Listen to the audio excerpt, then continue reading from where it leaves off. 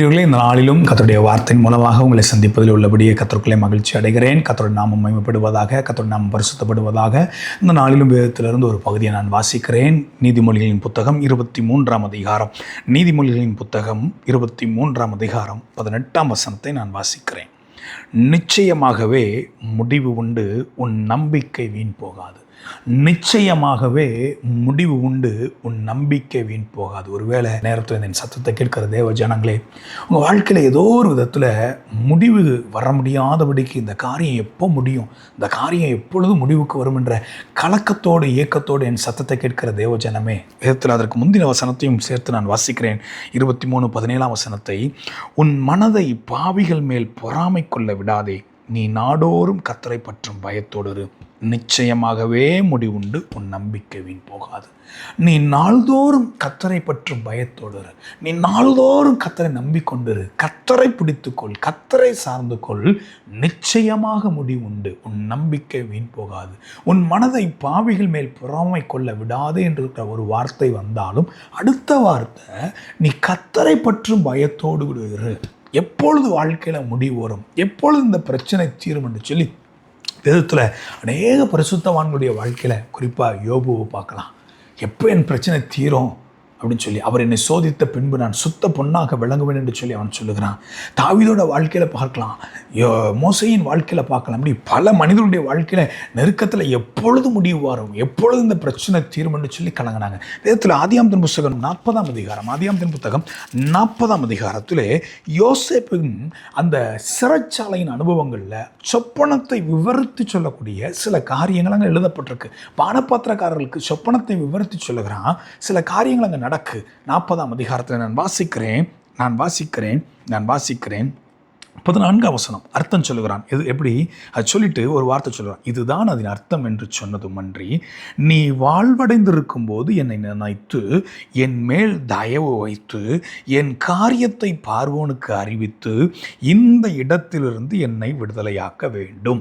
சிறுமைப்பட்ட அவன், நொறுக்கப்பட்ட அவன், முடிவை நோக்கி காத்திருந்த ஒரு யோசேப்பு. எப்பொழுது முடிவு வரும்? அவன் சொல்கிறான், சிறையிலிருந்து என்னை விடுவியும், என்னை விடுதலையாக்க வேண்டும், இந்த காரியத்திலிருந்து, சிறைச்சாலையிலிருந்து என்னை விடுவிக்க வேண்டும் என்று சொல்லி அவன் ஒரு மனிதனிடம் அவன் கேட்கிறான்.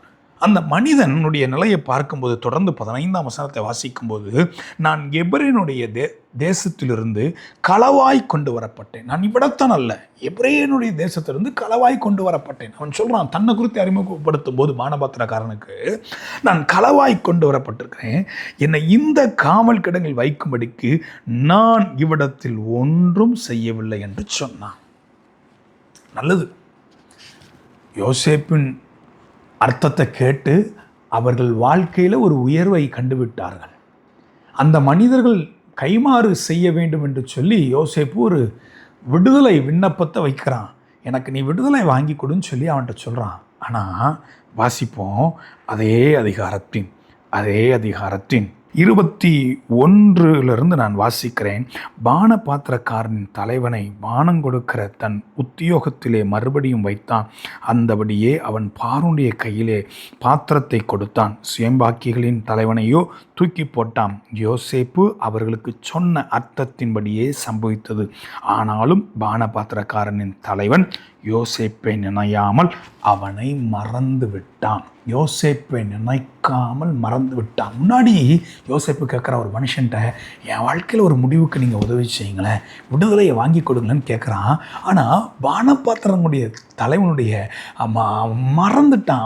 அவன் யோசேப்புக்கு தயவு பாராட்டலை, மறந்தான். ஒருவேளை என் சத்தத்தை கேட்கிற தேவஜனமே, என் வாழ்க்கையில் முடிவு வர வேண்டும் என்று சொல்லி சில மனுஷனை நீங்கள் பார்க்கலாம். சில நேரங்களில் சில ஊழியர்கிட்ட கூட நீங்கள் போகலாம். எப்படியாவது எனக்கு இதில் ஒரு முடிவு வந்துடாதா, எப்படியாவது எனக்கு இந்த காரியத்தில் ஜெயம் கிடச்சிடாதா, எப்படியாவது எனக்கு இந்த காரியத்திலிருந்து விடுதலை கிடைக்கிறான்னு சொல்லி ஏங்கி நிற்கலாம். ஆனால் நீதிமொழியில் நம்ம வாசித்தோமே, நீ கர்த்தரை பற்றும் பயத்தோடு நிச்சயமாக முடிவுண்டு, உன் நம்பிக்கை வீண் போகாது.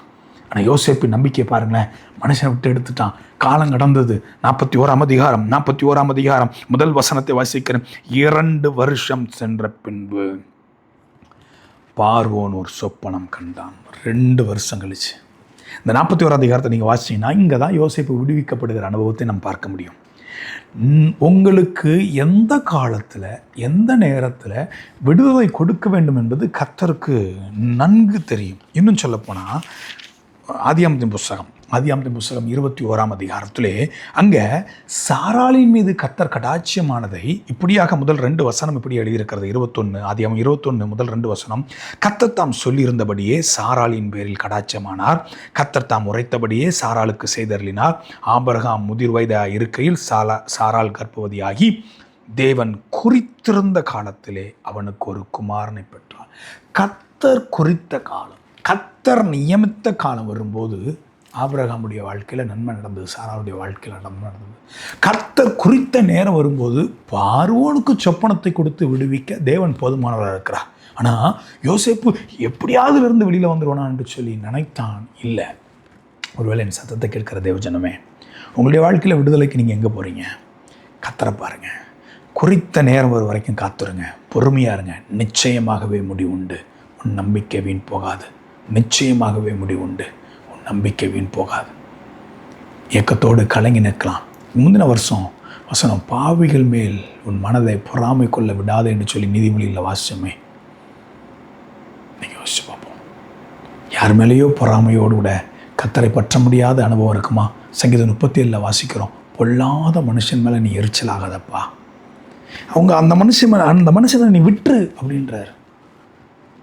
இன்னைக்கு ஒரு வேளை உங்களை குழியில் தள்ளது, உங்கள் வாழ்க்கையில் வாக்குத்தத்தங்கள் தாமதிப்பதற்கு சில மனிதர்கள் தான் காரணம் நீங்கள் நினைக்கலாம். இல்லை, குறித்த நேரம் வருகிற வரைக்கும் காத்திருங்க, பொறுத்திருங்க. கர்த்தர் நிச்சயம் உங்களுக்கு விடுதலை கட்டுகிறதுவா. நிச்சயமாகவே முடிவுண்டு. உன் நம்பிக்கை வீண் போகாது. கண்களை முடிச்சு மீட்போமா? நல்ல தகப்பனே, நன்றியோடு துதிக்கிறோம். நாங்கள் ஸ்தோத்திரம் பண்ணுகிற ராஜா, நாள் தியானித்த வேத வார்த்தையின்படி ராஜா நிச்சயமாகவே முடிவுண்டு, நம்பிக்கை வீண் போகாதுன்னு சொன்ன அந்த வேத வார்த்தையின்படி எங்கள் வாழ்க்கையில் எங்கெல்லாம் தத்தளித்து கொண்டிருக்கோமோ, எங்கெல்லாம் கலங்கி கொண்டிருக்கிறோமோ, கர்த்தர் இந்த நேரத்தில் இடைபடும்படி நான் ஜெபிக்கிறேன். ஆண்டவரே, முடிவு வரும்படி கர்த்தர் தலையிடுவீராக. தேவ சித்தத்திற்கு ஒப்புவிக்கிறோம். குறித்த காலமும் குறித்த நேரமும் வந்தது என்று சொல்லி வேதத்தில் வாசிக்கிறோமே. கர்த்தர் சீயோனுக்கு தயவு செய்யும் காலம் வந்தது என்று சொல்லி வேதத்தில் வாசிக்கிறோமே. அந்த வார்த்தையின்படி என் சத்தத்தை கேட்கிற ஒவ்வொரு பிள்ளைகளையும் கர்த்தர் சந்திங்க, கர்த்தர் நடத்துங்க. இயேசுவின் மூலம் பிதாவே, ஆமென், ஆமென், ஆமென்.